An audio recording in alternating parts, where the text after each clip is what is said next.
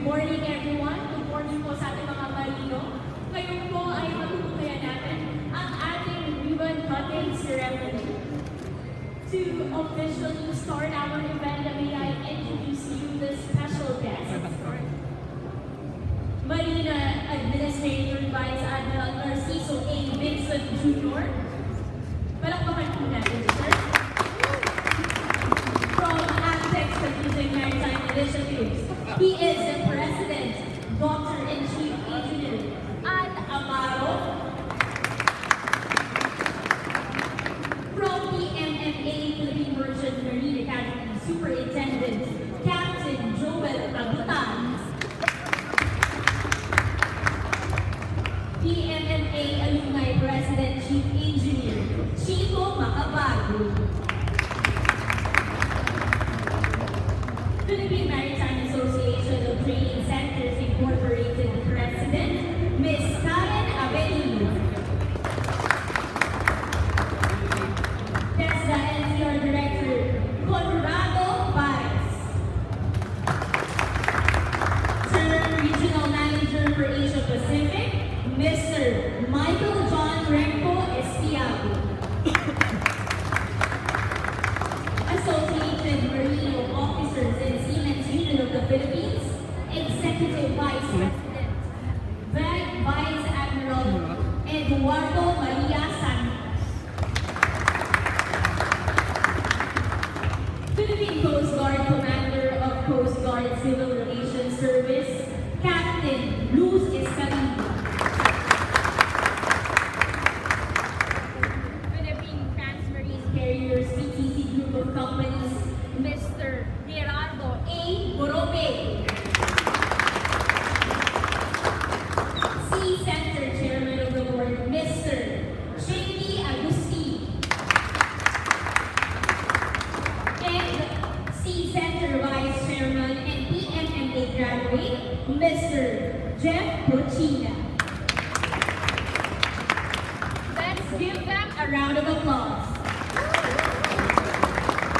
And now I think we are ready to cut the ribbon. We are going to do the ribbon ceremony to officially open the Seafarers Convention 2019. We start from And now, Everybody look here muna. Everybody look here muna. we are going to do the ribbon cutting Sir, look here muna.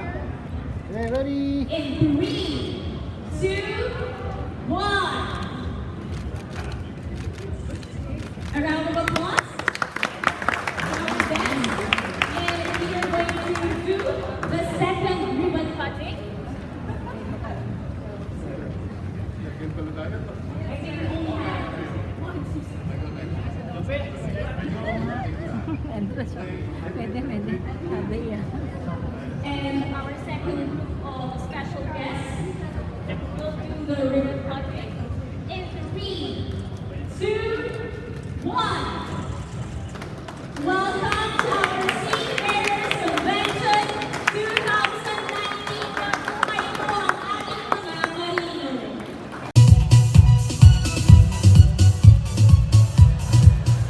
To all the participants and to all the officials in the front seat, good morning po sa ating lahat. It is with great honor and privilege to be here with you, to join you in the celebration of the Seafarers Convention of the SEACON 2019. I have nothing but pure admiration to our Filipino seafarers, as you are aptly considered the modern-day hero of our nation.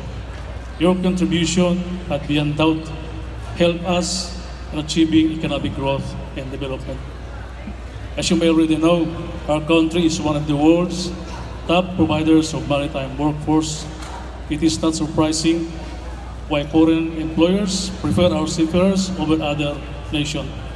It is for no matter the destination, they carry with them the traits of a true Filipino: skilled, diligent, honest, family-oriented, and trustworthy. Indeed, the seafarer's life is not an easy one. You have to be away from your family, endure the loneliness of the voyage, and the perils that may come with it. The Technical Education and Skills Development Authority is on board with you in your goal of improving the condition of the maritime industry and your advocacy, your global competitiveness. In the same vein, TESDA employed the two-pronged strategic thrust and development of TechBook, namely global competitiveness and workforce readiness, and social equity for workforce inclusion and poverty reduction. TESDA, under the present leadership of Director General Secretary Cedro S. Lepeña, has launched a campaign, TESDA Abot Lahat. It aims to reach out and serve new and more clients and partners to transform and improve the lives of the poor and undeserved citizens of the country. It is both a promise and a commitment that we will never waver, ensuring that the bet will remain relevant to the needs of the industry. As your team, we are all hands on deck, ready to face the challenge that lies ahead. For a nation does not progress through the efforts of individual alone, but rather through the concerted actions of various sectors and agencies. In closing, let me assure you that you won't have to brave the waves alone. TESDA is one of you for the betterment of the lives of our seafarers and the Philippine maritime industry as a whole. Once again, thank you for inviting me here to this special event, and may the SEACON 2019 be a successful one. Thank you and good morning. The warmest congratulations to everyone behind this year's Seafarers Convention 2019. This event is indeed enticing and exciting for the maritime industry, especially to our Filipino seafarers. Clearly, manning agencies and shipping principals joining us today are looking forward to meet our world-class seafarers and eventually welcome them aboard. We assure you that they are the best among the best, and even foreign ship owners are proud of having them on board their ships. As a single maritime administration of the country, responsible for ensuring the competence of our seafarers, we take pride in providing the world's shipping industry with well-educated, well-trained, and well-equipped seafarers. Hence, I hope that businesses will not take advantage of them, but instead give them the best working opportunities and other programs that you can offer. In the marina, reforms in our IT systems are underway, dedicated to our stakeholders. Through our online platform systems called Mismo, services are now closer to our seafarers with the downloading of our processes nationwide. Far from fixtures and illegal activities, we only need to visit their chosen marina office or processing center of their chosen date and time to receive their Seaman's Book or STCW certificates. Although we are currently confronted by birth pains, considering the shift from traditional to a modern platform, it is important to recognize that seafarers can only finally maximize their time and money dedicated to their loved ones with the upgrading of our systems. All of these are being done by our Filipino seafarers who have embraced their noble profession in the maritime industry. Hence, the Marina truly appreciates the people who made SEACON 2019 a success. True to this year's theme, all our hands are indeed on deck for the welfare of the Filipino seafarers who propel the world's shipping industry. Thank you and congratulations. Thank you, Vice Admiral Narciso Vingson Jr. All teachers around there, happy Teachers Day today. As a person who came from an academe, today I want to begin by congratulating the men and women of the Seafarers Convention for putting up a maritime job fair a conference and business opportunity expo, which will truly pave another milestone in this industry, where we, the Filipinos, have been empowered as the movers of the global economy because of the Philippines as the premier workforce of the maritime industry. I would like to say the maritime industry has truly changed, and for some, this change has been painful. We have seen how technology has shattered maritime labor industries and global manpower. Ships who were manned by 30 to 50 has now been in average of 15 to 22. At times, there were even only 8 seafarers on board. And yet, as the maritime labor has decreased, the ship has truly become bigger. As the premier academy who supplied global manpower, we will always remember our mission to our nation, and that is to develop a competent merchant marine, naval, and coast guard officers for shipboard and shore-based positions, and to spearhead the improvement in maritime education, training, and research. I would like to ask your patience in dealing with what I will present to you as I focus on and given the topic on maritime trends in maritime education and training. PMMA shall continuously instill in their graduates the highest possible sense of discipline and responsibility as a seafarer, safeguarding the millions of dollars of investments, the cargoes, and the environment that we need to protect all the way.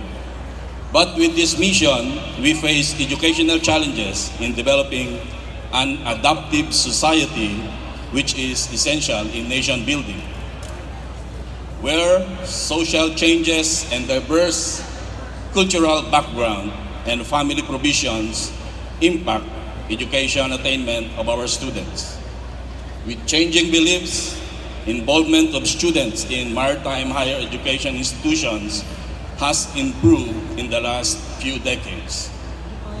Economic pressure and external headwinds include uncertainties that may further constrict global financial conditions and heighten volatility in the shipping and maritime industry. The technological advancement as students demand greater mobility and personalized and learning experience, and the universities and academies need to adopt new technologies. We are now in the era where our youngsters, our new seafarers are the millennials, and new technologies are catching up and we have to adapt. And even regulatory changes with robust accreditation systems influence trends in education, both in the national and international sector of the maritime industry, as well as the global integration has become a decisive factor in the development of maritime world, specifically by dramatically intensifying integration in education. With these educational challenges prevailing in the industry, we have to do something to cope up with. And on our celebration of 200 years of producing competent seafarers, the Academy shall move with an alignment of Education 4.0, a move to foster with the global changes in the industrial revolution. As a start, the Academy owns the first virtual reality simulation in the country, with VR laboratory with multiplayer functionalities are currently being developed to further foster visual and immersive learning.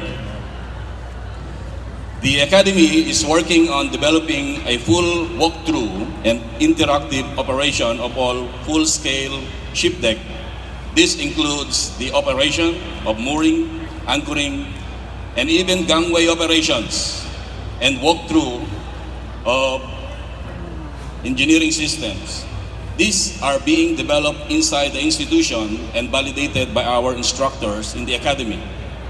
Together with our technological partners, university, we have already made an effort to go through of building more ship models because immersive virtualization shall provide a safer setting that consequently reduce operational expenses because with a flick of a finger, a training shall be repeated until each cadet get what it is being required. We are planning to build all types of vessels from tugs to LNGs, tankers, and rigs if necessary, with a vision of building one of the largest collection of virtual ships. Our key benefactors have agreed with us. Immersive technology is the closest thing that cadet can be on board. Bringing cadets to ship will always better, but bringing ships to classrooms redefines the view of learning.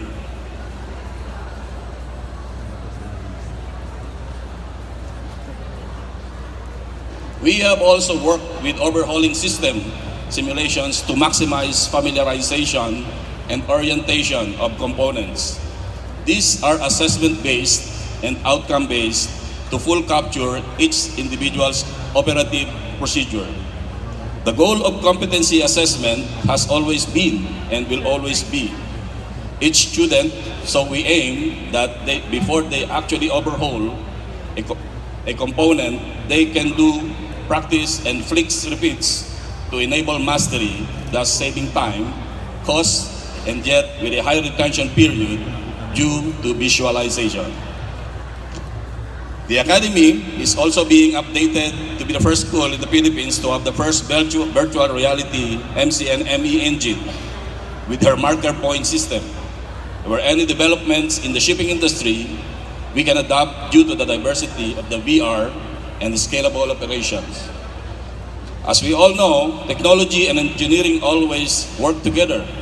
So as the manufacturer changes, we can always adapt with its strengths.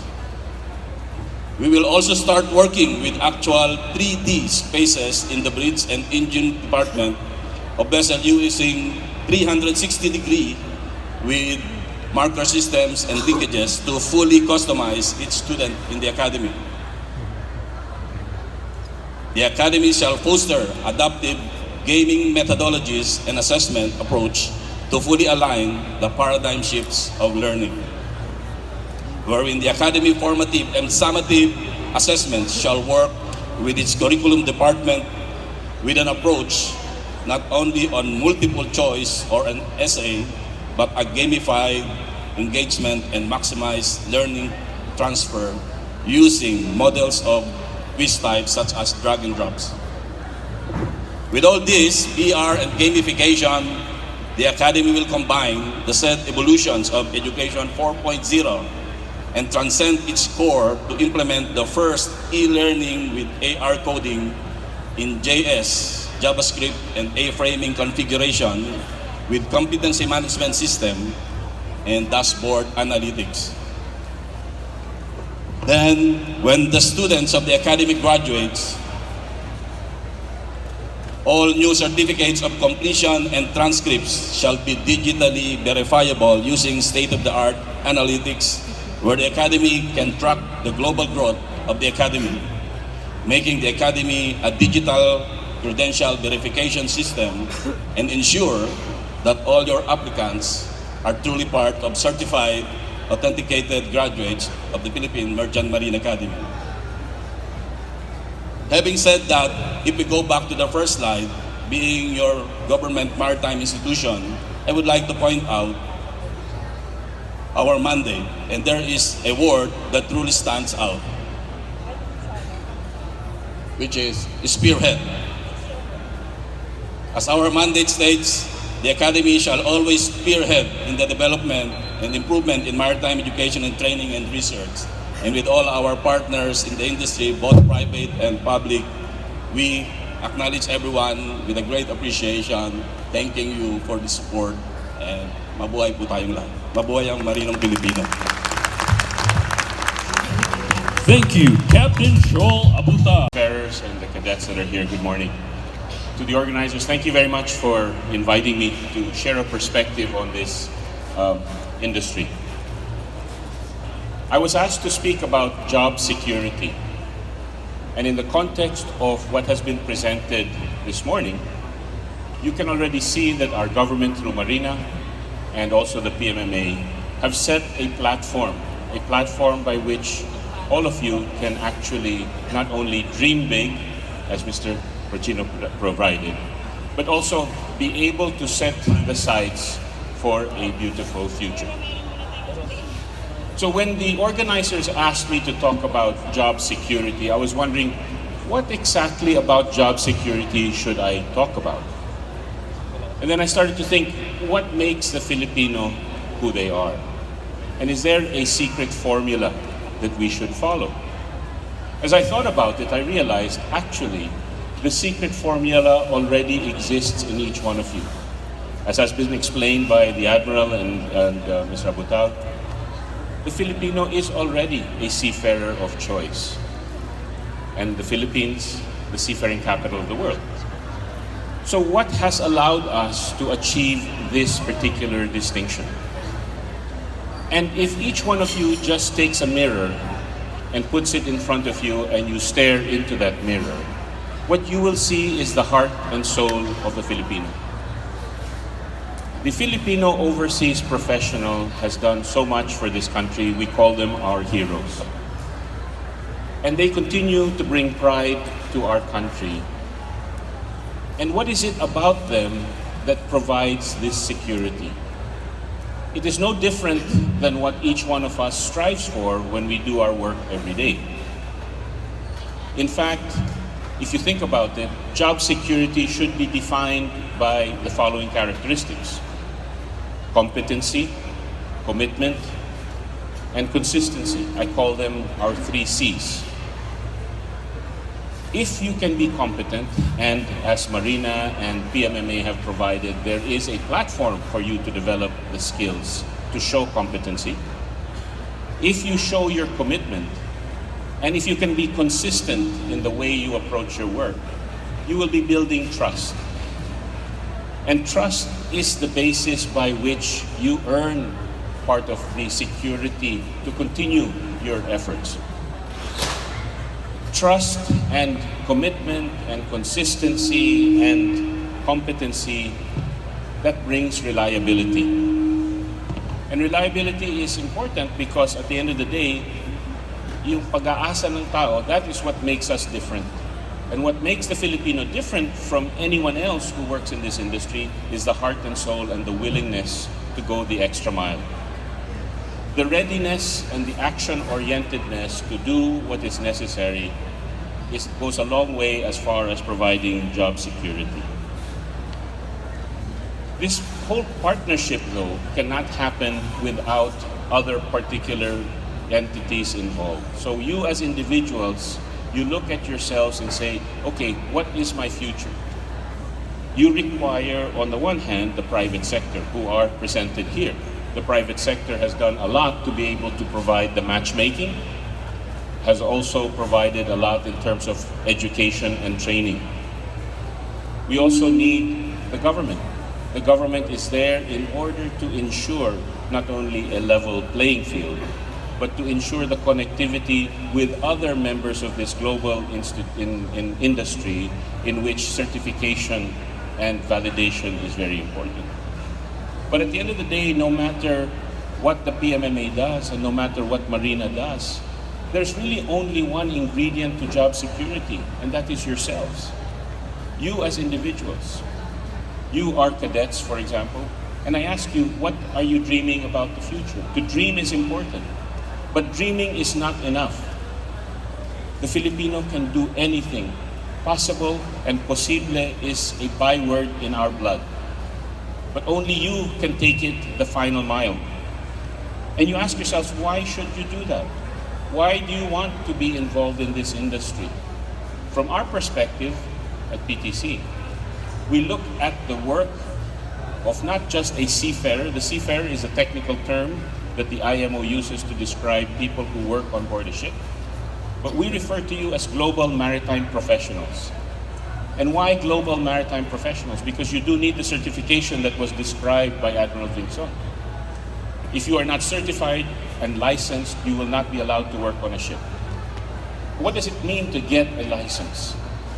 It means to be competent. It means to show your ability to do what you can do. And only that can come from your efforts. But in addition to that, you have to dig deep because you are competing. We as a country are competing with other nationalities.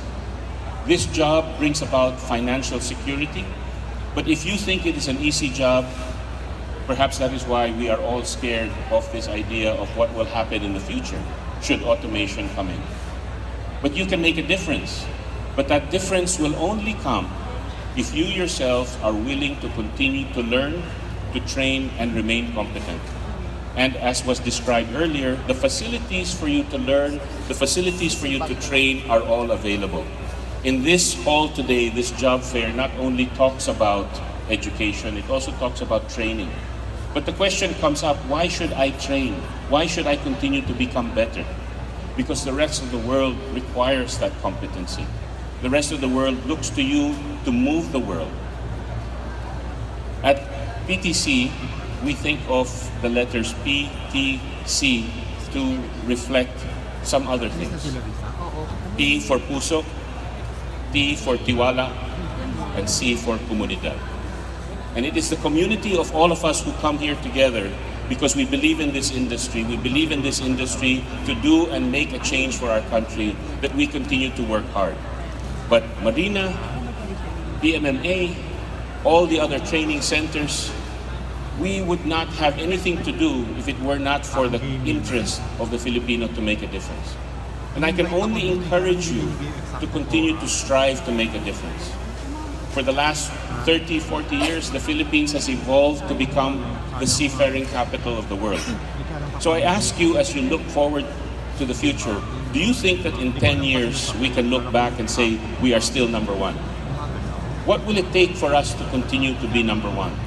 And you have to dig deep because we are competing against other countries and other nationalities who equally want to be on those vessels to move the world. Today we live in an environment that is very volatile, it's very uncertain, it's very complex, and it's very ambiguous. And it can scare us. But if we are together, all of this uncertainty will go away. But remember, it will only continue to be there for you if you want it. The industry certainly wants to make a difference and will do what it takes to connect each Filipino with meaningful jobs. The government is there to do what is necessary to open the doors for these jobs. But we have to work together. This is linking arm in arm, the balikatan, to make sure that through your sipag, your tiyaga, that we can continue to be number one. Let me end these remarks by sharing with you a piece that comes from over 2,000 years ago to show just how important this shipping industry or the maritime industry has been to the world. It is a quote from a gentleman named Georgios Pakimiris. He was a Greek, actually a philosopher. And what he said, which is over 2,000 years ago, in some respects romanticizes and gives us a perspective of why we continue to be involved in this world and why our maritime heritage as a country has been so important and has encouraged you to continue to be part of this industry. And when I describe this to you, I hope what you feel is you realize that there is very much a big pride in your being here today. And there's a big pride when you see all of the people who are seafarers who have sacrificed a lot to continue to make our country number one. This industry is an industry that not very many people know about. Many of the general public takes for granted, but this industry moves the world. There would be no cars in our country. There would be less food. We would have problems with power and your clothes if it weren't for the shipping industry, because the shipping industry is what moves everything from point A to point B. So let me just read this carefully, and I hope that you will take the time to think about each word and what it says. Shipping is a noble activity. It is useful beyond all others to mankind. Shipping is a noble activity. It is useful to all others and mankind. These were words spoken by an individual over 2,000 years ago. Today is the year 2019, and we continue to struggle. And we continue to not really realize why the shipping industry makes sense. The shipping industry exports what is superfluous. It provides what is lacking, which means it is the basis for trade. And trade allows us to become part of a global community, which allows you to have meaningful jobs. It provides what is lacking. It makes the impossible possible. How could we have power in this country without fuel? How could we have clothes? How could we have food? How could we have cars if it weren't for the shipping industry that moves and does all of the heavy lifting? It joins together men from different lands. For you who are about to embark on this interesting career, you will be meeting many people from different countries. And for those who are already involved in the maritime industry, you will see the benefits that you bring back when you realize that this global world is made up of a lot of interesting people. It joins together men from different lands and makes every inhospitable island a part of the mainland. We can bring food, we can bring water, we can bring life. It brings fresh knowledge to those who sail. It refines manners. It brings concord and civilization to men.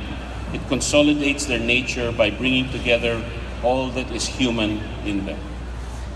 So when we talk about job security, consider that the job, the career that you are all aspiring for, that many of the people who are in this conference today, who are visiting the various booths, that they are involved in, consider that this is a very noble industry, and that your role as a seafarer is beyond that of a seafarer. In my mind, you are a global maritime professional. That is the galing ng marinerong Pilipino. And you have the heart and soul to make a difference. When you are out in any part of this world, you are the ambassadors of our country. And I am proud to have been part of this industry because through your efforts, you have made a difference to this world. And so I thank you for what you have done. And I will continue to encourage you, be the best that you can be.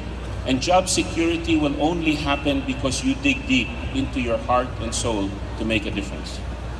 And it is us as individuals working hand in hand with the educational institutions, the training institutions, and working with our government that we can make a difference. Job security is important for all of us because many in our families are relying on each one of us to make a difference. And whether you are a student, whether you are in the Coast Guard, whether you are already working in this industry, realize that this shipping industry is a noble industry and that you can have pride. Many years ago, it may have been said that kung wala kayong trabaho, magseaman ka na lang. Today, that is not the case. Seafarers move the world, and I am very proud to be part of this industry. And together, we can continue to make a difference. And so thank you very much to the organizers for having put Sea Conference together. And let us all work in hand para 10 years from now, we can say, number one pa rin tayo. Mabuhay ang Pilipinas. Maraming salamat. Thank you, Mr. Gerardo Borromeo. Thank you very much for coming. We'd also like to welcome all the seafarers and all our distinguished guests from the Coast Guard also. Good morning, sirs. Maraming salamat po sa inyong pagpunta, and of course, our seafarers. With this, I would like to officially open our maritime panel or maritime talk. Sirs, ma'am, welcome and thank you very much po for giving us this opportunity para po sa kaalaman ng lahat ng seafarers natin ngayong umaga. The topic will be factors affecting the global competitiveness of Filipino seafarers amid or in the midst or in the middle of modernization in the maritime industry. Now, the first question will be your point of view, ma'am, sir. Your point of view of the Filipino competitiveness. So where are we really? We are known to be, the Philippines is known to be the seafaring capital of the entire world, no? And again, as mentioned a while ago, 90% of our goods in the country or in the world is through shipping. So how are we competitive? Nasaan na po tayong mga Pilipino? Vice Admiral? Vice Admiral Ed? Si Vice Admiral Ed po muna. Good morning, sir.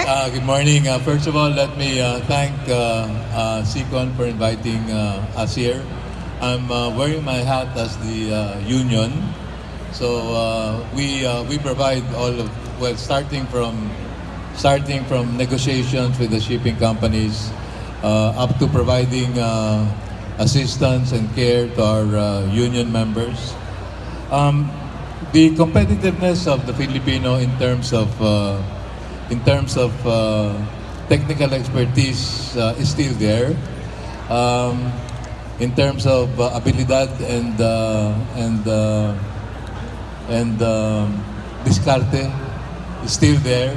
Many ship owners still prefer Filipinos. However, we are under threat. We are surrounded by other nationalities who would also like to take our place. And I'd like everyone to remember that once you vacate your slot, you won't get it again. Either the others from the other countries will hold on to it and make sure that Filipinos do not come back. And so we must make every effort. And that involves the joint or kapit-bisig, sama-sama tayong lahat dito, kailangan i-maintain to. Okay? First, on the wages side. The other countries, well, I've talked to many ship owners, they're saying Filipinos are getting to be expensive. If you recall, in the very beginning, back in the early days, all the ship owners wanted Filipinos because of the labor costs. They want Filipinos because they are good. They want Filipinos because they can speak English. Now they can only understand English. If you ask any Filipino any question, anything else you want? How are you? Fine, sir. When they see you, good morning, sir. Good afternoon. Good evening. That's all. English only. Yun ang English. Yeah. Anyway, as I said, many other countries are aspiring to be in our position and they're exerting every effort, both political. So many of the things that's happening now against seafaring, against marina, against the country, many of that is actually politically motivated because they would like to take our place. Okay? That's why we have to be really very strong. Dapat talaga sama-sama tayo. Kung hindi tayo magsama-sama, kung mag-away-away tayo dito, wala pong mangyayari. Insofar as AMOSUP is concerned, we make sure and we make the employers know that we take care of their people. Kasi mahalaga sa employers, especially the foreigners, especially the Europeans, it's important to them that there's complete social services to their members. Filipinos cannot go back to Denmark or to Norway to get for assistance. They must get it from here. And that's the reason why we have 5 hospitals, we're building more. We have sailors' homes so that they can stay here. Those from the provinces don't need to sleep on the streets. They can go to AMOSUP. And even the other companies now have their own dormitories to assist. So we would like really to take care of our members and our employees to ensure that they provide good service when they go aboard. Okay? If you give them peace of mind, pag nagkasakit yung anak ko, alam ko na pupunta yun sa hospital, maasikaso yun. See, because of the availability of past information, pag open ng Facebook, Papa, may sakit si anak. Pati yun, iniisip niya. Duty pa siya, magwawatch siya. Iniisip niya ngayon yung anak niya. Di ba? But if they say, di ba, dali namin sa hospital, sa Amos of Hospital, libre doon. Di relax. Di ba? So, those and many other things have to be done. We have to make sure that our Filipinos working aboard ship have peace of mind so that they can exert and focus all their efforts on their jobs. We must make sure that they do not get distracted. If once you distract them, nagkakaroon po ng depression. Marami pong nawawala kasi nagdi-depress. So those are things that even the well-being, we have 24/7 medical medical consultancy. You just call up the number that we give you from Amosup. There will be a doctor who will say, taga saan ka ba? Bisaya po. O sige, ito, may Bisaya. Kakausapin ka ng Bisaya. And whatever pain you have, kung ano man nararamdaman mo, he will talk back to you in your dialect. Di ba? So, mas relax ka. So that's what I'm saying, that on our part, we have to really exert effort to ensure that our seafarers will have peace of mind. They'll be able to focus on their jobs because that's really needed now in this age of modernization. Thank you very much for that, Vice Admiral. Very insightful, no? So again, for all the information of everybody, ang Amosup is providing these services for all our seafarers, and that makes our seafarers more competitive, diba, sir? Thank you very much for that. Another more insight, Vice Admiral Narciso? Yeah, on the government side, we in the Marina produces ensuring that our seafarers are world-class and competent. Sabi nga ni Dito Borromeo, global maritime professional. So paano ba natin gagawin yon? Kumbaga sa pagkain, masarap kainin, no? So balik-balikan ka ng mga customers natin. Dapat world-class. Kahit yung restaurant na yun, gusto kong balikan kahit saan siya. So ang nagustuhan ng employer natin internationally, yung Pilipino. So panatilin natin sa maging quality, not on the quantity. So, pero paano ba yung ingredients? Hindi lang si Marina. Marina is only certification. But to certify globally competent, dapat ay mayroon kang magandang edukasyon and training. After that edukasyon and training, mayroon kang magandang experience. So, ang gumagawa ng education natin, si Chad nandito dapat, no? Sila yung in charge ng education. Ang training portion naman to qualify ka sa Istanbul Convention, nandito yung sa MTI, yung Maritime Training Institution natin. They should be collaborating with each other to ensure that education training are delivered. So, saan naman yun yung plus experience? Ito kasi yung ano natin, formula para equals competent. Ang experience natin ay ginagawa natin ng onboard training through our shipping owners or manning agencies. So ito dapat sila maayos ang ating onboard training, or pwede silang experience lang as a rating or employer ng barko.